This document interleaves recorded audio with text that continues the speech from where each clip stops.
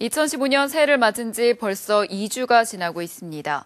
특히 용인 지역에는 새해부터 많은 변화가 이루어지고 있는데요. 오늘은 국회 교육문화체육관광위원회 국회의원이자 새누리당 용인을 당협위원장인 이상일 국회의원과 함께 이야기 나눠보겠습니다.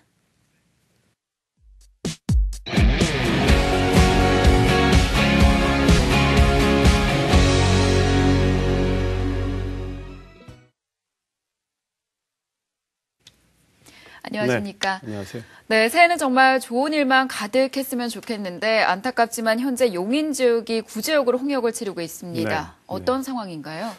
지난 일요일 정찬민 시장님과 함께 우리 포고급과 원산면 두 초소를 방문을 해서 저도 직접 잠시나마 소독약을 뿌리는 작업을 했는데 지금 일일 3교대씩 2명의 우리 공무원들이 24시간 이제 방역 체계라니까 48명이 7개 초소에 투입이 되고 있습니다. 네. 참 이 고글도 끼고 마스크를 했는데 약을 뿌리다 보면 바람이 부니까 얼굴에 또 약방울이 닿고 해서 우리 공무원들의 참 노고와 고충이 크다 이런 생각을 했습니다. 다행히 아직 안심하기는 이르지만 상황이 크게 악화되지는 않은 것 같아서 다행이고 자관 총력 방역 체제를 가동하고 있고요. 또 방역 차량이 7대에서 10대가 매일 다니면서 지금 소독약을 뿌리고 있고요. 이 문제는 앞으로 근본적으로 좀 치유를 해야 되는 거 아닌가. 구제역이 발생하지 않도록 이제 예방하는 작업이 중요한데 지금 농가의 백신 접종률이 한 70%밖에 안 됩니다. 그래서 이걸 100%로 올리는 게 필요한데 다만 대규모 농가는 이 지원이 50%밖에 안 됩니다. 그래서 지원을 좀 더 해주되 대규모 농가가 허위 접종 보고를 하지 않는 등의 이런 책임성을 강화하는 방안.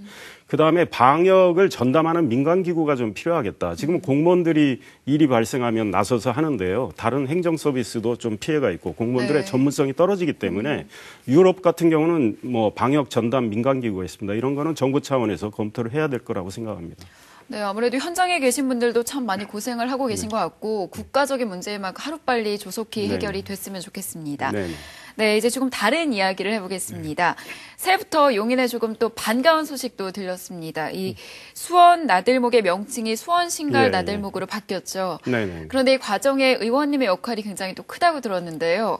추진 과정과 또 결정은 어떻게 된 건지 말씀해 주시죠. 제가 지난해 5월에 용인을 당협위원장을 맡고 용인 분들 많이 만나뵈면서 가장 아쉬워하는 부분이 이 대목이었습니다. 이 용인 신갈 땅에 있는 경부고속도로 수원 인터체인지가 왜 이름이 용인이나 신갈 이름이 안 들어가고 이렇게 돼 있는가. 근데 과거에 우리 용인에서 6차례 시도가 있었습니다. 2006년부터 2010년까지. 그런데 이제 번번이 도로공사에서 변경 불가 통보를 했고요. 시의회에서 2010년 2월에 결의도 했는데 도로공사에서는 무응답으로 묵살을 했는데 그리고는 이후에 포기 상태였는데 제가 한번 추진을 해보겠다 했고 마침 도로공사 사장이 김학성 사장님이 지난해 대선 때 2012년 대선 때 저는 새누리당 대변인이었고 이분은 유세본부장이었는데 저하고 막역한 사이고 또 무엇보다 논리를 좀 치밀하게 세웠습니다. 그래서 수원 가는 차량이 많아서 못 바꿔준다 이런 식이었는데 데이터를 내놓으라 했더니 데이터가 없다고 그러고 그래서 제가 지난해 8월 20일 날 편지 보내고 전화하고 설득을 해서 그 이후부터는 잘 진행이 됐습니다.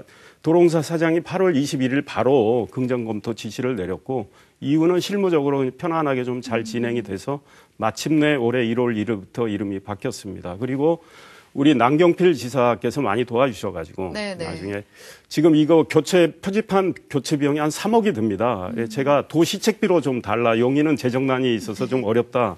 했더니 최근에 그렇게 하겠다고 해서 표지판도 이제 도시책비로 갈게 됐는데 우리 용인 입장에서는 사실 한 푼도 안 들이고 이름을 바꾸게 된 셈입니다.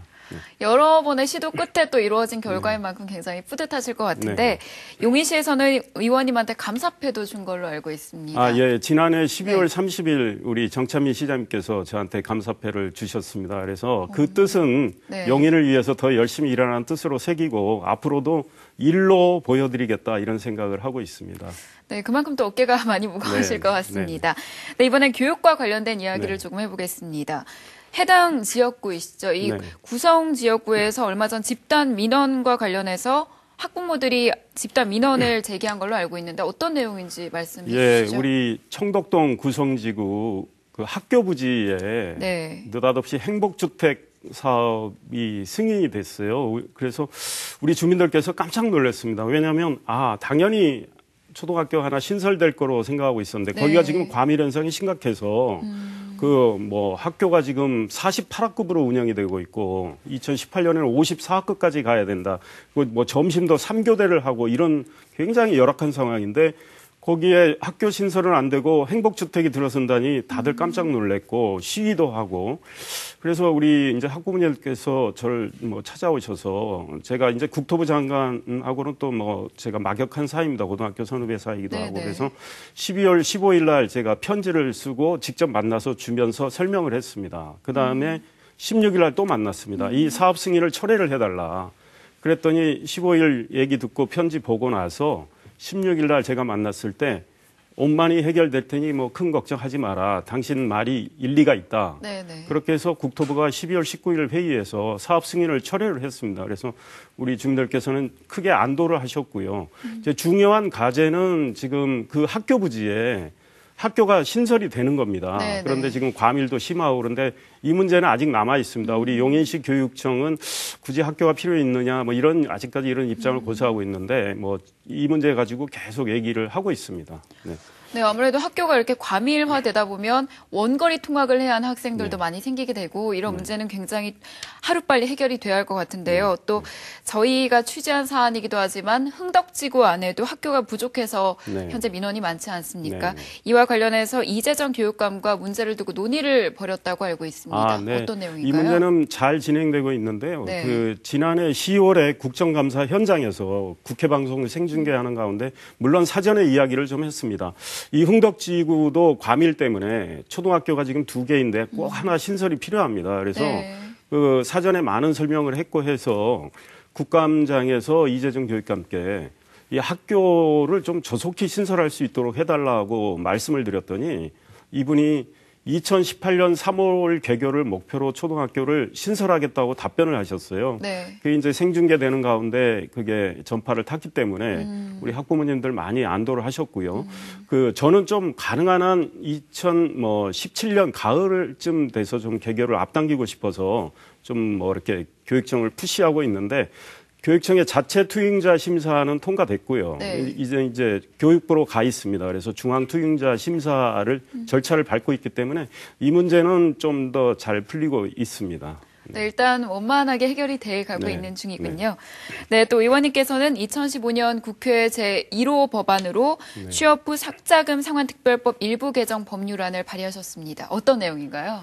예, 지금 우리 대학생들이 이제 학자금을 대출 받아서 이 과거에는 상환을 해야 되는데 상환 기간을 너무 빨리 하니까 취직도 하기 전에 상환을 해야 돼서 학생들이 신용불량자가 되는 이런 문제가 있어서 지금은 그 제도를 좀 바꿔서 든든한 학자금 제도라고 해서 취업 후에 상환할 수 있게끔 해놨는데 문제는 회사만 상환할 수 있게 해놨어요. 그래서 이 회사가 회사 입장에서는 잔질이 늘어난 거고 또 개인 입장에서 회사가 그 상환 의무를 소홀히 하다 보면 만약에 착오로 빠뜨렸다 하면은 본인도 낭패를 보고 또 회사는 과태료를 물게 돼 있습니다. 그래서 회사가 상환 의무를 갖는 건 그대로 두되 그 학자금 대출을 받았던 개인이 자기가 원할 땐 자기가 상환할 수 있도록 이 상환의 길을 하나 더 열어주는 겁니다. 그렇다면 만약에 개인이 상환을 이제 기피할 경우에 결국 회사는 상환 의무를 지게 되니까 원천 징수는 또 회사에게 하도록 해놨거든요. 그래서 회사의 불편과 개인의 불편을 좀 해소하자는 차원에서 법안을 이제 새 1호 법안으로 냈습니다. 이 문제와 관련해서는 그 관계기관인 교육부하고 국세청하고 다 협의를 마친 법안이라 잘 통과될 걸로 생각하고 있습니다. 네, 이미 협의를 마친 후라고 하니까 참 다행이라는 생각이 듭니다. 학생들도 굉장히 반길 것 같은데요. 또 용인에는 경전철부터 시민 운동장 등 여러 가지 현안이 참 많습니다. 앞으로의 계획이 어떠신가요? 예, 아까 우리 정찬민 시장님 서로 협조 많이 하고 있다고 하는데 지금 당장 1월 15일부터 2달 동안 우리 연예인 농구대회를 제가 용인 실내체육관에 유치를 했는데요. 네, 연예인 농구단. 샤이니의 민호 아시나요? 그 다음에 김태우, 그 2AM의 진우, 뭐 존박, 줄리엔강 이런 이제 우리 한류 스타들이에요. 이분들이 나와서 직접 재능 기부를 하는 거죠. 그래서 농구 실력을 뽐내고 그 다음에 우리 개그 콘서트에 또 우리 개그맨 팀도 나오고 해서 7개 팀이 리그전으로 2달 동안 합니다. 그래서 3월에 결승전을 하는데요. 용인에선 굉장히 반향을 일으키고 있고 네. 우리 정차민 시장 제가 유치했는데 또 실내 체육관 제공도 해주시고 그래서 서로 협력을 하면서 많이 일을 하고 있고 우리 용인에는 지금 이제 채무 문제가 심각합니다. 그래서 우리 정차민 시장님도 채무를 줄이려고 노력을 하고 있고 저도 그걸 도와드리기 위해서는 예산도 많이 따와야 되고 또 좋은 기업들을 많이 유치를 좀 해야 되고 그래서 사실상 지난해 제가 그 서울의광연구소 400억 원 투자 유치를 했습니다. 네. 그래서 우리 정차민 시장님하고 MOU 몇 개 해줬고요. 아마 1월이나 2월에도 좋은 기업들이 좀 더 올 겁니다. 그래서 이렇게 유치를 하면 또 법인세도 내고 하니까 우리 재정이 이제 좀 좋아지고 그다음 저는 주민들과 이렇게 호흡하면서 주민들의 작은 불편을 도와드릴 수 있는 그런 생활 정치를 하고자 합니다. 그래서 주민들이 뭐 걱정거리 이런 거를 적극적으로 제가 듣고 해결하는 노력을 해야 되겠다 이런 다짐을 하고 있습니다. 네, 굉장히 많이 바쁘실 것 같습니다. 2015년 올 한 해에도 용인 지역을 위해 많은 활동 부탁드립니다. 오늘 말씀 감사드립니다. 네, 감사합니다.